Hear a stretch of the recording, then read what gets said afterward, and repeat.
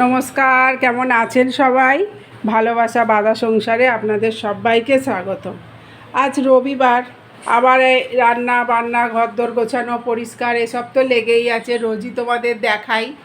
তা যাকগে, মোটামুটি ঘরদোর সমস্ত পরিষ্কার পরিচ্ছন্ন হয়ে গেছে। হয়ে গিয়ে মেয়ে এখানে মোবাইল দেখছে, আর এই যে সুতো কাটার কাজ নিয়ে বসেছে, আর আমি এপাশে রান্নাঘরে ঢুকে পড়েছি। আজকে যাতক রবিবার সবার প্রত্যেক রবিবারই একটু যাই হোক ভালো মন্দ কিছু হয়। তা আজকে মনে হচ্ছে অতি ভালোই জিনিস হচ্ছে। মানে অনেক দিন ধরেই এরা বলছে, কিন্তু যাহাতক ওর বাবার তো মানে খাসির মাংস মাটন খাওয়া একদমই বারণ, তাই জন্যে আনাই হয় না। কিন্তু ওর বাবা বলছে আমি খাবো না বলে কি তোমরা খাবে না, নিয়ে এসো, আমাকে এক পিস একটু ঝোল আলু দিও, তাহলেই হবে। এই হচ্ছে, তো ছেলেটাও কদিন বলছে, মেয়েটাও কদিন বলছে, তাই ঠিক আছে যাই নিয়ে আসো তাহলে আজকে একটু। তাই যাকে আজকে এই যে মাটন এনেছে, আজকে মাটন হবে। আর একদম এই যে সরু চাল, আমি চালটা ধুয়ে ভিজিয়ে দিয়েছি। এই যে দেরাদুন রাইসের ভাত হবে, একদম প্লেন, আর কিচ্ছু হবে না। মাটনের ঝোল আর ভাত একদম প্লেন, আর চাটনি পাঁপড় এটা তো আছেই। তা যাকগে, সবাই কেমন করে মাটন রান্না করে আমি সবারটা আমি বলতে পারবো না, তবে আমার মায়ের কাছ থেকে আমি এটা রান্নাটা শিখেছি। এই যে আমি জলটা অনেকক্ষণই গরম বসিয়েছি, জলটা গরমও হয়ে গেছে। আমি এতে একটু কাঁচা সর্ষের তেল ঢেলে দেবো।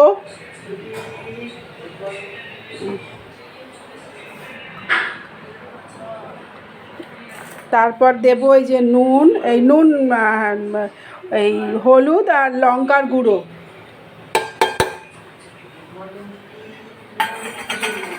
তারপর দেব এই যে একটু লেবুর রস, লম্বা লম্বা যে চিনে লেবুগুলো হয় না, ওর মধ্যে খুব রস। এটা অর্ধেক দিলেই হয়ে যায়, আর পাতিলেবু হলে একটা দিতে লাগে।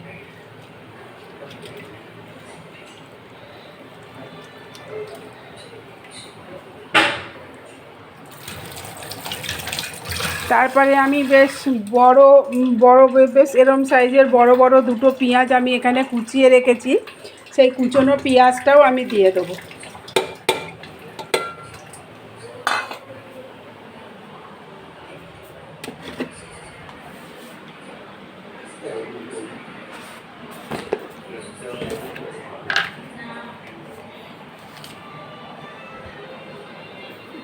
পরিমাণ মতন একটু নুন দেবো, তারপর কম বেশি হলে আমি যে মশলা কষবো তার মধ্যে আমি দিয়ে দিতে পারবো। সব দিয়ে দিলাম, দেওয়ার পর এবার এই মাটনটাও দিয়ে দেবো।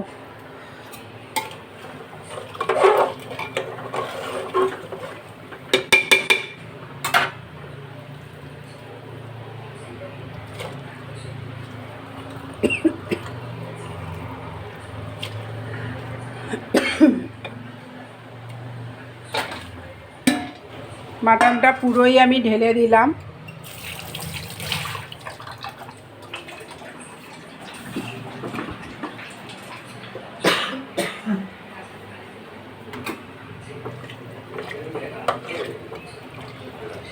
দিয়ে আমি ভালো করে একটু মিশিয়ে দিলাম, দিয়ে এবার ঢাকাটা দিয়ে আমি দুখানা মতন সিটি মেরে নেব। আমি এই যে লাল করে আলুটা ভেজে রেখেছি, এই ভেজে রাখা আলুটাও আমি এই ওপরে আস্তে আস্তে সাজিয়ে দেবো, যাতে এই মাংসর ঝোলের সাথেই আলুগুলো সেদ্ধ হয়ে যায় ভালোভাবে। ব্যাস পুরো কমপ্লিট, আমি এইভাবে সাজিয়ে দিয়ে দিলাম। এবার আমি দুটো সিটি মারার জন্য ঢাকনাটা আটকে দেবো।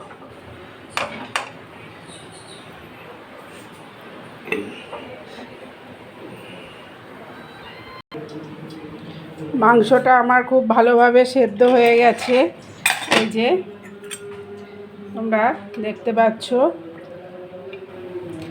একদম খুব সুন্দর সেদ্ধ হয়েছে।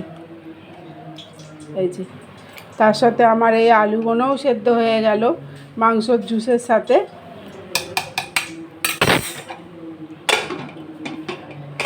এবার আমি এই যে সমস্ত মশলা করে রেখেছি, ধনের গুঁড়ো, জিরের গুঁড়ো, আদা, রসুন, পেঁয়াজ, টমেটো সমস্ত করেছি।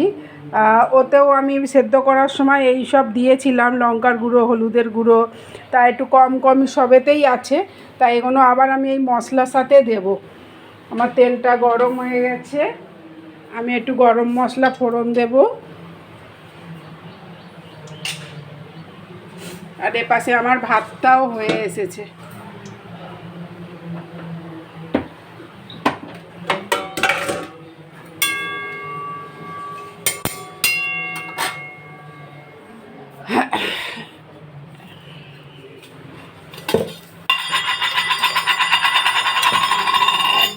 মাংসটা কেটে বের করতে তোমার কষ্ট হয়নি তো? কেন, মাংস কাটিনি, ওরকম টুকরোই ছিল, দিয়েছি।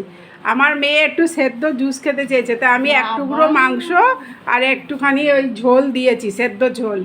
তাই আমাকে বলছে তোমার মাংসটুকুনি কাটতে কষ্ট হয়নি তো।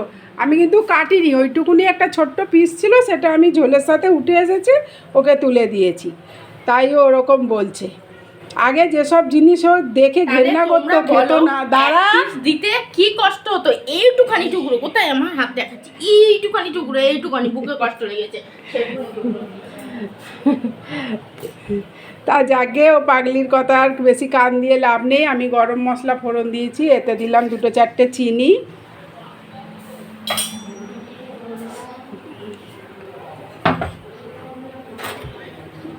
দিয়ে আমি এই লঙ্কাটার হলুদটা উঠবে, আমি এইটাকে আগে দেব, তাহলে মাটনের ঝোলটা কালারটা খুব ভালো হবে।